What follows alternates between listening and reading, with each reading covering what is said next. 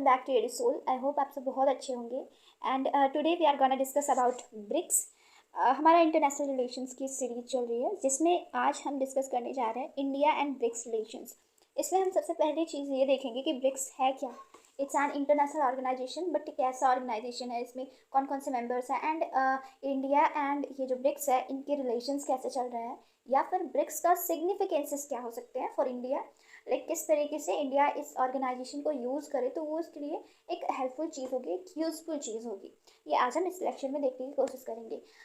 But before we move to the lecture, अगर अभी तक आपने मेरे चैनल को सब्सक्राइब नहीं करा है तो सब्सक्राइब कर लीजिएगा एंड बेल आइकन प्रेस कर दीजिएगा, ताकि जो भी नए अपडेट्स हो वो आपको मिलते रहें। And let's begin the class.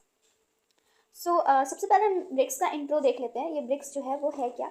BRICS एक एक्रोनिम बनाया गया है, एक एक्रोनिम है ये। लाइक ये इसके जो भी ये वर्ड्स हैं, ये लेटर्स हैं, उनसे एक एक कंट्री का नेम बनता है। बी से बनता है Brazil, after that Russia, India, China and South Africa. ये जो एक्रोनिम है या बना है, इसको दिया था जिम ओ नील ने इन 2001। अच्छा ठीक है, इन्होंने दे दिया ये एक्रोनिम, बट ये ऑर्गेनाइजेशन बनाने के पीछे क्या एम रहा होगा। आई मीन कुछ भी हम करते हैं उसके पीछे कुछ ना कुछ ऑब्जेक्टिव होता है, हमारा कुछ ना कुछ मोटिव होता है। ये ब्रिक्स बनाने से पहले क्या मोटिव रहा होगा लोगों का कि बनाना चाहिए। अगर इसकी स्टोरी समझनी है, थोड़ा सा हमें फ्लैशबैक में जाना होगा। 1991 के टाइम पे, जिस टाइम पे यूएसएसआर टूट चुका था एंड यूएसए एक यूनिपोलर पावर की तरीके से निकल के आया था। क्योंकि इससे पहले क्या चल रहा था, कोल्ड वॉर चल रहा था यूएसए एंड यूएसएसआर के बीच में, और उस टाइम पर बाइपोलर वर्ल्ड था। लाइक कुछ कंट्रीज थे जो यूएसएसआर के साथ थे एंड कुछ कंट्रीज थे जो यूएसए के साथ थे। बट आफ्टर 1991 ये सारी चीज़ें चेंज हो जाती है और यूएसएसआर टूट जाता है, और फिर यूएसए एक यूनिपोलर वर्ल्ड की तरह यूनिपोलर पावर के तरीके से निकल के आता है।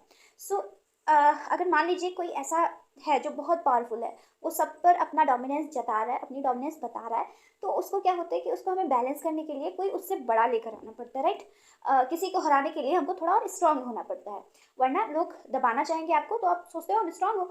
इन द सेम वे क्या करते हैं कई सारे स्टेट्स, कई सारे कंट्रीज़ की हमें तो यूएसएसआर को कम करना है अभी। इन क्या करते हैं कि एक ऑर्गेनाइजेशन बनाना स्टार्ट करते हैं, जिसमें जो वर्ल्ड के बड़े कंट्रीज़ हैं। फॉर एग्जांपल देखिए, ये जो भी इसमें कंट्रीज़ हैं वो देखिए, अगर आप ध्यान देंगे ये सारी कंट्रीज़ के बारे में, ब्राज़ील, रसिया, इंडिया, चाइना, साउथ अफ्रीका, ये सब कैसी कंट्रीज़ हैं। लाइक ये सारी कंट्रीज़ जो है वो पॉपुलेटेड हैं। आई मीन यहाँ का जो पॉपुलेशन है वो बहुत ही है। वर्ल्ड के टॉप पॉपुलेटेड कंट्रीज़ है ये सारी, और टॉप एरिया वाइज भी है। एरिया में भी ये सारी कंट्रीज़ बड़ी हैं। रसिया हो गया, या फिर इंडिया ही है 7th पे आता है, चाइना ही आता है 2nd पे। तो ऐसे कंट्रीज़ हैं जो कि बहुत ही अच्छे हैं पॉपुलेशन में। पॉपुलेशन चाइना का, इंडिया का हाईएस्ट पे रहता है, फिर एरिया वाइज भी। तो इन बड़े कंट्रीज़ अगर एक साथ आके मिलते हैं और एक ऑर्गेनाइजेशन फॉर्म करते हैं, खुद को एक एक यूनिटी के तरीके से, एक यूनियन के तरीके से प्रेजेंट करते हैं, तो शायद जो यूएसए है वो लोगों पे ज़्यादा दबाव ना बना सके, बाकी सब कंट्रीज पे ज़्यादा दबाव ना बना सके, प्रेशर्स ना डाल सके, ऐसा हो सकता है। इन्होंने एक बनाया ऑर्गेनाइजेशन, जिसमें उस टाइम पर तो ओनली ब्रिक था। आई मीन साउथ अफ्रीका तो बाद में जोड़ा गया, उस टाइम तक ओनली ब्रिक था। ये ब्राज़ील, रसिया, इंडिया, चाइना, ओनली इतने का ही इन्होंने एक्रोनिम दिया हुआ था जिम ओनील ने। बट आफ्टर दैट धीरे धीरे इसके मेंबर्स बढ़ते गए और साउथ अफ्रीका जुड़ भी गया, साउथ अफ्रीका भी जुड़ गया। अभी क्या हुआ कि 2006 में ब्रिक्स के मेंबर्स एक जगह पे मिले, पिट्सबर्ग, रसिया में। ये सब मिलते हैं एंड इन आई मीन उस टाइम पे G20 की समिट चल रही होती है, और उस टाइम पर ये सारे मिलते हैं, ये चारों जो भी हैं। तो इन सोचते हैं कि हमें एक यूनियन बना लेना चाहिए, और जिससे हम कॉर्पोरेशन के तरीके से वर्क कर सके, एक यूनियन के तरीके से वर्क कर सके। इन्होंने बनाया, फिर 2009 में ये बनता है, यूनियन बनता है, और फर्स्ट समिट यहाँ पे हेल्ड होती है 2009 में। रसिया में एक समिट हेल्ड होती है, जिसमें ब्रिक्स का फॉर्मेशन हो जाता है। अभी देखिए, मैंने बोला कि ये जो कंट्रीज़ हैं ये पॉपुलेटेड है काफ़ी ज़्यादा, और यहाँ पे वर्ल्ड की 41% पॉपुलेशन रहती है। 24% यहाँ इन जगहों का जीडीपी है, एंड 16% ऑफ वर्ल्ड ट्रेड यही कंट्रीज़ करती हैं। इनके लिए ये बहुत इंपॉर्टेंट था कि हम आपस में ट्रेड बैरियर्स हटाएं एंड आपस में एक कॉपरेशन करें। क्लाइमेट लाइक सस्टेनेबल डेवलपमेंट के लिए भी बहुत इंपॉर्टेंट था, क्योंकि भाई जहाँ की ज़्यादा पॉपुलेशन है वहाँ के रिसोर्सेज भी तो जल्दी ख़त्म होंगे, तो उसको बचा के रखने के लिए इन लोग को ये सारी चीज़ें करनी पड़ती हैं। चेयरमैनशिप जो होती है इसकी, वो रोटेशन के तरीके से चलती रहती है। लाइक जैसे ये एक्रोनिम है ब्रिक्स का, वैसे ही पहले ब्राज़ील हेल्ड करता है, फिर रसिया हेल्ड करता है, आफ्टर दैट इंडिया हेल्प करता है, फिर आता है चाइना हेल्प करता है, और चाइना के बाद साउथ अफ्रीका हेल्प करता है, और फिर से ये सर्कल चलने लगती है, फिर से वापस से ब्राज़ील हेल्प करता है। इसकी समिट कुछ इस तरीके से चलती है। सो ये वो कंट्रीज़ हैं जो कि हैं यहाँ पर ब्रिक्स में एग्जिस्ट करती हैं, India, China, Russia and Brazil, South Africa. और ये इनके लोकेशन से, हालांकि इंडिया हो गया, चाइना हो गया, रशिया हो गया, ब्राज़ील हो गया, एंड फिर ये होता है साउथ अफ्रीका हमारा यहाँ पे हो जाता है। एंड इसका जो पॉपुलेशन है, ये सारा डेटा आपको दिया गया है, आप एक बार इसको ध्यान से देख लीजिएगा, ज़्यादा कुछ है नहीं यहाँ पे। एंड फिर हम पहुँच जाते हैं इसके टाइम लाइन पर। टाइम लाइन इंपॉर्टेंट हो जाता है हमारे लिए, क्योंकि न्यूली फॉर्म जो होते हैं ऑर्गेनाइजेशन होते हैं, उस पर क्वेश्चन ज़्यादा आते हैं। The first BRICS summit was to place in 2009 Russia में हुआ था, मैंने आपको बताया अभी। Focused on reforms of global financial architecture, इसका यही एक फोकस था, मतलब जिस टाइम पर इसको बनाया गया मोस्ट इंपॉर्टेंट मोटिव इसका यही था कि ग्लोबल फाइनेंशियल आर्किटेक्चर इनको सेव करना था। इन 2010 साउथ अफ्रीका को ज्वाइन करा गया, इनविटेशन उसको दिया गया कि ज्वाइन करने को। एंड फिर साउथ अफ्रीका क्या करता है, या इसकी जो थर्ड मीटिंग होती है उसको अटेंड करता है इन चाइना में जो होती है 2011 में, और उस टाइम से साउथ अफ्रीका ज्वाइन कर लेता है। 2011 से ज्वाइन करता है, देखिए कंफ्यूज मत होइएगा। 2010 में क्या होता है, इनविटेशन उससे सेंड करा जाता है कि हम आपको ज्वाइन करना चाहते हैं, आई मीन उन बोलते हैं कि हम आपको अपने में जोड़ना चाहते हैं। फिर 2011 तक साउथ अफ्रीका ज्वाइन कर लेता है। आफ्टर दैट क्या होते हैं ऑब्जेक्टिव्स, लाइक मैंने थोड़ा बता दिया है ऑब्जेक्टिव्स, बट अभी थोड़ा डिटेल में डिस्कस करते हैं इनको। BRICS stands to deepen, broaden and intensify cooperation within the groupings and among individual countries. ये जो भी कंट्रीज़ हैं, लाइक जो भी ये ब्रिक्स मेंबर्स हैं, इनके बीच में क्या चाहते हैं ये कि हमारा जो ग्रुपिंग है या फिर इंडिविजुअल कंट्रीज़ का जो भी प्रॉब्लम्स हैं वो हम एक कोऑपरेशन के तरीके से सॉल्व करें, और अपनी जो इकोनॉमिक नीड्स हैं उसको भी हम फुलफिल कर सकें बेटर तरीके से। Consideration of each members growth, development, property objective and to ensure relations. यहाँ से क्या हो सकता है कि जो भी प्रॉब्लम्स चल रहे हैं एक कंट्री से दूसरे कंट्री में, क्योंकि हम जानते हैं इंडिया चाइना के प्रॉब्लम्स काफ़ी ज़्यादा चल रहे होते हैं, हमेशा इनमें टेंशन चलती रहती है। फिर आता है कि ये जो चाइना एंड रसिया के बीच में भी बहुत प्रॉब्लम्स चलती रहती है। सो इन सबको इन चीज़ों को इनके डेवलपमेंट के बीच में ना आने पाए, ये सारी चीज़ें इनके ग्रोथ या फिर इनका जो डेवलपमेंट हो रहा है उसके बीच में ना आने पाए, दैट्स वाई भी इसको बनाया गया है। एंड फिर होता है it's emerging and new promising political and diplomatic entity with diverse objectives. यहाँ पे क्या होता है कि लाइक किसी भी कंट्री में कोई पॉलिटिकल इशू चल रहा है, ये जो 5 मेंबर्स हैं इन कंट्री में, वर्ल्ड की सारी कंट्रीज़ की बात नहीं कर रही हूँ मैं, ओनली इन 5 कंट्रीज़ की बात कर रही हूँ। तो अगर मान लीजिए किसी भी कंट्री में कोई प्रॉब्लम चल रही है इनमें से, सो वो दूसरी कंट्रीज़ क्या है, इनको सलाह दे सकते हैं कि देखिए ऐसी, अगर मान लीजिए ऐसा टाइप का आपके यहाँ पॉलिटिकल क्राइसिस आ रहा है, तो आप इसको ये तरीके से हैंडल कर सकते हो, या आपस में अपने जो भी प्रॉब्लम्स हैं वो शेयर करते हैं, पॉलिटिकल पॉलिसीज़ भी शेयर करते हैं, एंड बताते हैं कि क्या चीज़ें आप कैसे बेटर कर सकते हैं। इस तरीके से ये सब चीज़ें इन करते हैं। And after that areas of corporation आता है द मोस्ट इंपॉर्टेंट थिंग, कि ये जानना जरूरी हो जाता है हमारे लिए कि कौन से एरियाज़ में ये आपस में कॉपरेटिव के तरीके से रह रहे हैं। सो सबसे इंपॉर्टेंट होता है इकोनॉमिक कॉपरेशन। सबसे पहली चीज़ जो है वो है economic cooperation. Trade and investment with be the countries rapidly growing. अब जब इन्होंने बना ही लिया है, इतना बड़ा ग्रुप बना लिया है, एक ऑर्गेनाइजेशन बना लिया है, सो ये जो एक्टिविटी, ये जो इनकी कॉपरेशंस हैं, इनका अब सेक्टर्स डिवाइड करा गया है, अलग अलग सेक्टर्स में है इकोनॉमिक कॉपरेशंस के। सो यहाँ पे ट्रेड एंड इन्वेस्टमेंट भी इंपॉर्टेंस रखता है, सबसे ज़्यादा इंपॉर्टेंस रखता है।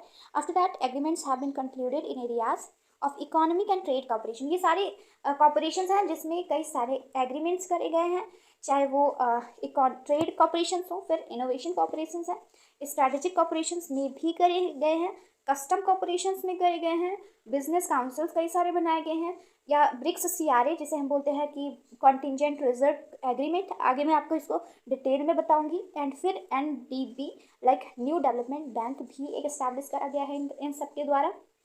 और इन एग्रीमेंट्स के द्वारा एक ही इन एक लाइक इक्वल ऑब्जेक्टिव शेयर करते हैं इन लोग की जो भी इकोनॉमिक प्रॉब्लम्स चल रहे हैं, क्योंकि ये सारी कंट्रीज़ हाईली पॉपुलेटेड है, तो इनके सेम इशूज़ हो सकते हैं, और एरिया वाइज भी बड़े हैं, तो इनके सेम इशूज़ इन सब चीज़ों में हो सकते हैं।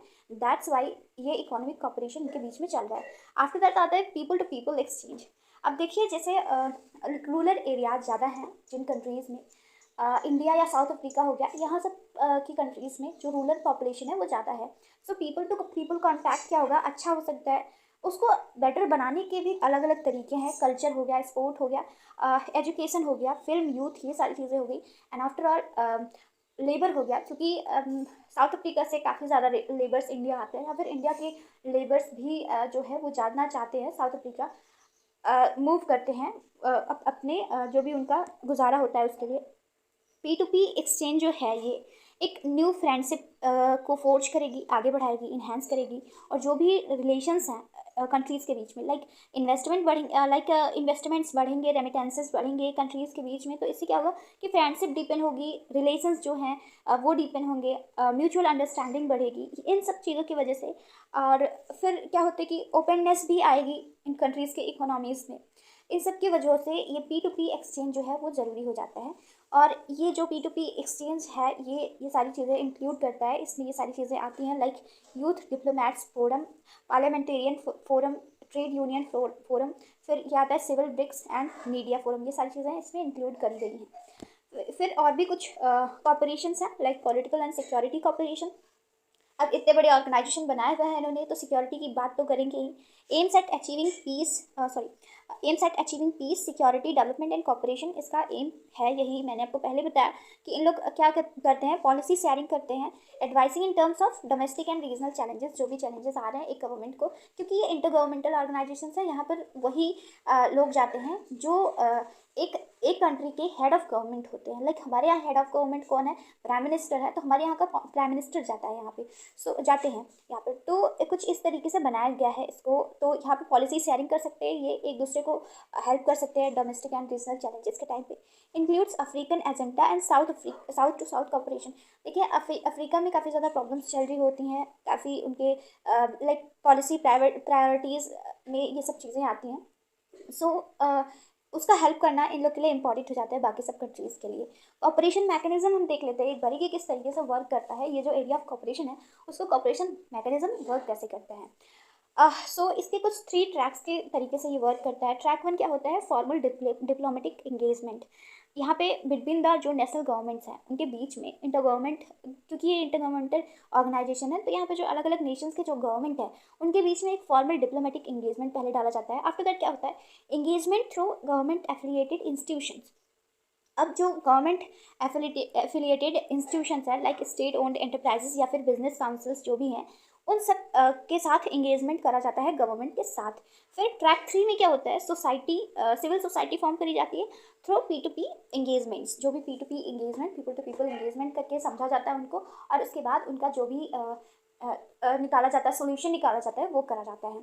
सो ये कुछ अचीवमेंट के तरीके, एरियाज ऑफ कॉपरेशन थे, मैंने आपको बताया। After that new development bank पे आ जाते हैं हम, ये भी इंपॉर्टेंट है क्योंकि रिसेंटली इसको बनाया गया है, सो हमारे एग्जाम पर्सपेक्टिव से इंपॉर्टेंट हो जाता है। सो NBD का जो हेडक्वार्टर है वो संघाई में ही है, NBD का जो हेडक्वार्टर है वो संघाई में है, और इसको बनाया गया था फोर्ट लेजा डिक्लेरेशन के थ्रू इन 2014। NDB को इस्टेब्लिश करा गया था। अब NDB को इस्टेब्लिश करने का वजह क्या रही होगी, तो जो सबसे इम्पॉर्टेंट वजह थी NDB को इस्टेब्लिश करने की, तो strengthen cooperation among the BRICS. जो भी ब्रिक्स नेशंस हैं, ब्रिक्स कंट्रीज़ हैं, इनके बीच में इनका जो कॉपरेशन है उसको स्ट्रेंथन करने के लिए। After that contribution to sustainable and balanced growth. इनको सस्टेनेबल एंड बैलेंस्ड ग्रोथ चाहिए, ऑफकोर्स चाहिए, बिकॉज हम जानते हैं कि हमारी कंट्री में हमारी गवर्नमेंट सस्टेनेबल डेवलपमेंट के लिए कितना वर्क कर रही है। सो ऐसे ही जो काफ़ी पॉपुलेटेड कंट्रीज़ हैं, जिनका पॉपुलेशन हाई है, वो कंट्रीज़ जो हैं उनमें गवर्नमेंट ऐसे ही वर्क कर रही होगी। सो इन्हें एक वो होते हैं ना कि हमारे यहाँ जो प्रॉब्लम है, पड़ोसी के यहाँ भी वो प्रॉब्लम होती है, तो हमें उससे हमदर्दी होती है। तो सेम चीज़ें वही चल रही हैं, सेम वही पर्सपेक्टिव को समझ लीजिए कि हमारे यहाँ जो प्रॉब्लम है वो बगल के वो दूसरी कंट्री की प्रॉब्लम है, तो ये गवर्नमेंट समझ रही है और ये पॉलिसी शेयर करती हैं, सस्टेनेबल डेवलपमेंट और सस्टेनेबल ग्रोथ, बैलेंस्ड ग्रोथ की बातें करती हैं।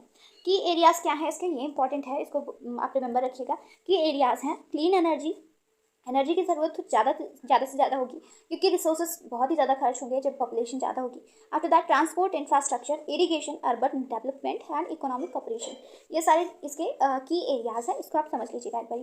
फिर आता है consultative mechanism among BRICS members with all the member countries possessing equal rights. देखिए एक ये इंपॉर्टेंट चीज़ हो जाती है, क्योंकि पॉपुलेशन के टर्म्स में ये सारी कंट्रीज़ इक्वल हो सकती हैं। ओके, मान लीजिए जो भी ये चल रहा है एरियाज़ वाइज ये कंट्रीज़ आपस में थोड़ा बहुत रिलेट कर सकती हैं, बट जो कंट्रीज़ इन कंट्रीज़ का जो इकोनॉमिक कंडीशन है या फिर जो इनका पावर जनरेशन है, लाइक जो चाइना है या इंडिया है वो ज़्यादा डेवलप्ड है, वहाँ पर अलग अलग टाइप के आर्मामेंट्स हैं, न्यूक्लियर आर्मामेंट्स हैं, बट ब्राज़ील जैसी कंट्रीज़ या फिर साउथ अफ्रीका जैसी कंट्रीज़ उतना इन चीज़ों में डेवलप नहीं है। तो ऐसा नहीं हो कि जिस कंट्री के पास ज़्यादा आर्मामेंट है, ज़्यादा पावर है, वो कंट्रीज़ को ऊपर रखा जाए, उन कंट्रीज़ को हर चीज़ में ज़्यादा तवज्जो दी जाए, बाकी कंट्रीज़ को ना दी जाए। यहाँ पर एक ऐसा मैकेनिज्म चलाना चाहिए कि सारी कंट्रीज़ को irrespective of power, irrespective of economic condition, सारी कंट्रीज़ को इक्वल रखा जाए। ओके, सो ये न्यू डेवलपमेंट का ये एक इम्पॉर्टेंट एजेंडा था। After that contingent reserve arrangement, जिसको मैंने आपको बताया था, ब्रिक्स CRA जिसे हम बोलते हैं। सो ब्रिक्स का जो ये CRA है, इसको भी 2014 में ही साइन करा गया था फोर्ट लेजा डिक्लेरेशन में, जिसमें NDB को बनाया गया, उसी में CRA को भी साइन करा गया। ओके, 6th ब्रिक्स समिट थी और ये चाइना में हुई थी। सो इसी में करा गया था। Aims to provide short term liquidity support to members through currency swap. यहाँ पर एक short term liquidity support provide कराने की कोशिश करी गई थी सारी कंट्रीज़ को, लाइक जो BOP क्राइसिस होते हैं या फिर जो भी इसके बाद भी स्ट्रेंथन करने की ज़रूरत होती है, जो हमारी फाइनेंशियल स्टेबिलिटी है उसको स्ट्रेंथन करने की ज़रूरत होती है, BOP क्राइसिस ना हो फिर भी। सो इसके लिए इसको साइन करा गया था। इनिशियल टोटल कमिटमेंट जो थी सारी कंट्रीज़ की मिला के वो 100 बिलियन USD थी, मतलब $100, 100 बिलियन US$ थी। ये इंपॉर्टेंट है, इसको आप याद रखिएगा, 100 बिलियन US$ थी जो इनिशियल टोटल कमिटेड रिसोर्सेज था CRA का, कि इतना हम इन्वेस्ट करेंगे, ये सारी कंट्रीज़ मिलके इतना इन्वेस्ट करेंगी, वो 100 बिलियन डॉलर था। आगे हम देख लेते हैं ब्रिक्स के क्या क्या चैलेंजेस हैं। हमने देखा सारी चीज़ें, ऑब्जेक्टिव देख ली हमने, फिर इसके जो नए फॉर्म्स आए हैं लाइक NDB या फिर CRA, ये सब हमने देखा। तो चैलेंजेस भी देख लेते हैं। सो सबसे इंपॉर्टेंट जो सबसे पहला चैलेंज आता है, रसिया, चाइना, इंडिया डोमिनेटेड मेंबर्स। अब ये जो तीनों हैं, ये इनका लाइक आर्मामेंट में काफ़ी आगे हैं, इकोनॉमिक कंडीशन भी बेटर है ब्राज़ील और साउथ अफ्रीका से, तो इनका डोमिनेंस तो बन ही जाएगा। तो ये एक प्रॉब्लम होती है, लाइक कोई भी ऑर्गेनाइजेशन आप बना रहे हो तो उसमें कुछ मेंबर्स हैं जो बाकी को डोमिनेट कर रहे हैं, तो ये तो गलत चीज़ हो जाती है ना। ये भी एक चैलेंज है जिससे निकलना चाहिए ब्रिक्स को। After that membership must include more countries from other regions and countries. जो भी अदर रीजन्स हैं वहाँ से इनको कंट्रीज़ को, कुछ कंट्रीज़ को लेना चाहिए। सिर्फ इतने 5 कंट्रीज़ में कम रिसोर्सेज में इन सब वर्क कर रहे हैं, शायद और भी कंट्रीज़ आए और भी पावरफुल कंट्रीज़ आएंगे तो बेटर इन्वेस्टमेंट कर सकेंगे और बेटर इनके बीच में कॉपरेशन भी हो सकेगा। Need to expand its agenda for increasing relevance in global order. अभी क्या इनको ये ज़रूरत है कि ब्रिक्स को ये ज़रूरत है कि अपना जो एजेंडा है उसको एक्सपैंड करें, ग्लोबल ऑर्डर पर लेकर जाएँ। अभी बहुत छोटे लेवल पे इन कर रहे हैं 5 कंट्रीज़ के बीच में। Respect for sovereignty and equality, pluralism in global governance. अब किसी भी जो इंस्टीट्यूशन होता है या फिर कोई भी ऑर्गेनाइजेशन है, उसकी लाइबिलिटी अगर हम टेस्ट करना चाहते हैं तो उसमें ये चीज़ हम देखते हैं कि देखिए कौन कितना एक दूसरे की सॉवरेनिटी को रिस्पेक्ट दे रहा है, या फिर इस ऑर्गेनाइजेशन में कितनी इक्वालिटी है, प्लूरलिज्म कितना बेटर तरीके से देखा जा रहा है। सो यहाँ पर भी एक ऐसा ही कुछ रखा जाना चाहिए, ऐसे ही कुछ मीजर्स रखे जाने चाहिए कि सब एक दूसरे की सॉवरेनिटी की रिस्पेक्ट करें, इक्वालिटी प्रमोट हो वहाँ पर, एंड फिर ये अपनी कंट्रीज़ में भी ऐसे एजेंडाज लेकर आएँ। ऐसा नहीं है कि बस आपस में ऐसी चीज़ों को बढ़ावा दें, बल्कि ये अपनी कंट्रीज़ में भी, with in the countries and among the countries भी ऐसा होना चाहिए। After that stand of between India and China on Doklam plateau. अभी हम देख रहे हैं कि डोकलाम प्लेट्यू पे इंडिया एंड चाइना में काफ़ी ज़्यादा बवाल से हो रहे हैं। सो वो उनको जो भी उनकी प्रॉब्लम्स है उसको सॉल्व करना चाहिए, नहीं तो उसका इफेक्ट क्या होगा, इस पर होगा, लाइक इनके जो भी ऑर्गेनाइजेशन हैं उस पर होगा, ब्रिक्स पर होगा। China effort to coopt nations which are integral to BRI। अब देखिए जो भी इसने अपना BRI स्टार्ट करा हुआ है चाइना ने, सो अगर मान लीजिए कोई भी नई कंट्री जुड़ती है जो कि BRI के थ्रू चाइना से कनेक्ट है। अब BRI क्या होता है, मैंने पिछले लेक्चर्स में आपको बताया हुआ है, वो आप जाकर देख सकते हैं। मैंने फीचर्ड प्लेलिस्ट डाली हुई है डिस्क्रिप्शन में, उसे आप वहाँ से आप जाके ओपन करके देख सकते हैं। BRI आपको बेटर तरीके से समझ में आ जाएगी। सो ये चाइना का एक पॉलिसी है, फॉरेन पॉलिसी है चाइना की एक, जहाँ पर वो BRI जैसी चीज़ें लेकर आ रहा है। सो अगर मान लीजिए कोई भी कंट्रीज़ हैं जो इस तरीके से चाइना से कनेक्टेड है, तो यहाँ पर जो पॉलिटिकल अरेंजमेंट है इस ऑर्गेनाइजेशन का, वो डिसबैलेंस होगा। सो ये चीज़ें ब्रिक्स के लिए एक चैलेंज है। आफ्टर दैट आता है इंपॉर्टेंस फॉर इंडिया। ऑफकोर्स हमें इंडिया एंड ब्रिक्स का रिलेशन देख रहे हैं, तो हमारे लिए इंपॉर्टेंस जरूरी है उसका समझना। Consultation and cooperation on economic issues of mutual interest. अब देखिए लाइक जो भी म्यूचुअल इंटरेस्ट हैं हमारे, इन कंट्रीज़ के एक साथ जोड़ के अगर हम बोले तो लाइक इंटरनेशनल टेररिज्म हो गया, क्लाइमेट चेंज हो गया, food and energy security, reforms of government institution. क्योंकि मैंने बताया कि ये सारी कंट्रीज़ जो है लगभग चीज़ें शेयर कर रही है अपनी, लगभग जो इनकी प्रॉब्लम्स हैं वो आपस में मिलती जुलती हैं। सो अगर एक कंसल्टेशन और कॉपरेशन के तरीके से इन चलेंगे, इकोनॉमिक इशूज़ हो या फिर जो म्यूचुअल इंटरेस्ट के इशूज़ हैं उन सब में, सो इंडिया को इसमें फ़ायदा हो सकता है। बिकॉज इंडिया में टेररिज्म या फिर climate change, food and energy security, ये सारी चीज़ों की प्रॉब्लम से जूझ रहा है इंडिया। सो यहाँ पर इंडिया को काफ़ी ज़्यादा हेल्प मिल सकती है फ्रॉम द अदर जो भी कंट्रीज़ हैं उनसे।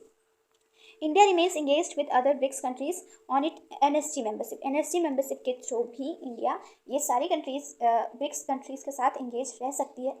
एंड फिर आता है NDB will help India to raise and avail resources in their infrastructure and sustainable development projects. जो भी इंडिया के डेवलपमेंट प्रोजेक्ट्स चल रहे हैं उसमें एनडीबी हेल्प कर सकता है।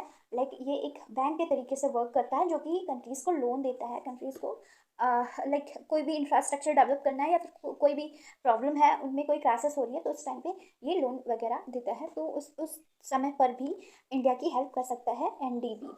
मीन्स ब्रिक्स फ्यूचर प्रोस्पेक्ट्स क्या है ब्रिक्स के, ये हम एक बार देख लेते हैं। सो फ्यूचर प्रोस्पेक्ट्स में क्या हम देखते हैं कि each of its members must make realistic assessment of initiatives, opportunity and inherent limitations. देखिए जो भी इसके मेंबर्स हैं उनको आपस में लाइक एक दूसरे को अपॉर्चुनिटीज़ वगैरह प्रोवाइड करानी चाहिए, क्योंकि यहाँ पे कुछ कंट्रीज़ का डोमिनेंस चल रहा है। सो ये चीज़ों को हटाकर एक बेटर उनको ऑर्गेनाइजेशन बनाना चाहिए जिसमें सबकी सॉवरेंटी को रेस्पेक्ट करा जाए, सबको इक्वलिटी दी जाती हो, ऐसे नहीं, ऐसा ऑर्गेनाइजेशन बनाना चाहिए। After that BRICS nations need to calibrate their approaches to recommend their founding ethos. जो भी इनका फाउंडिंग एथोस था उसको उन लोग को फॉलो करना चाहिए, ना कि जो इन प्रॉब्लम्स में फंस रहे हैं हम लोग, एक दूसरे के साथ टेंशन्स वगैरह डाल रहे हैं। ये सब चीज़ें ना करके जो भी उनका ऑब्जेक्टिव था, जो भी उनका एम था इस ऑर्गेनाइजेशन को इस्टेब्लिश करने का, वो चीज़ों पे इनको ध्यान देना चाहिए। They must will success of NDB and invest in additional BRICS institution. और भी इनको बेटर इंस्टीट्यूशंस बनाने भी चाहिए। अभी कोई बहुत अच्छे इंस्टीट्यूशंस नहीं बने हैं, फ्री ट्रेड वगैरह के इंस्टीट्यूशंस इनको डेवलप भी करने चाहिए आपस में। सो लाइक सीआरए में इन्वेस्ट करना चाहिए इनको, या फिर एनडीबी हो गया उसमें भी ज़्यादा से ज़्यादा इन्वेस्ट करना चाहिए। देखिए अगर आप साथ में ले आते हैं कुछ लाइक जो कॉर्पोरेशन बैंक्स वगैरह टाइप के होते हैं, साथ में अगर कुछ आप ले आ रहे हैं अमाउंट, तो वो आपके हेल्प के लिए ही होगा ना, कोई और तो आ नहीं रहा उसमें इंटरफेयर करने, या फिर कोई और तो लेके जाएगा नहीं, वो आपके ही हेल्प के लिए होगा। सो ये सारी चीज़ों को इनको सीरियसली लेना चाहिए और थोड़ा बेटर तरीके से करना चाहिए, इरेस्पेक्टिव ऑफ जो भी उनके बीच में प्रॉब्लम्स चल रही है उसको छोड़ के ब्रिक्स पे ध्यान देना चाहिए। सो ये एक बेटर तरीका हो सकता है इनके growth and development. So BRICS से रिलेटेड जो भी इंपॉर्टेंट कंटेंट थी वो हमने आपको प्रोवाइड कराने की पूरी कोशिश करी हुई है।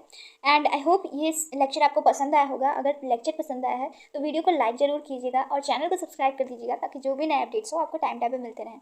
And thanks for watching, all the very best.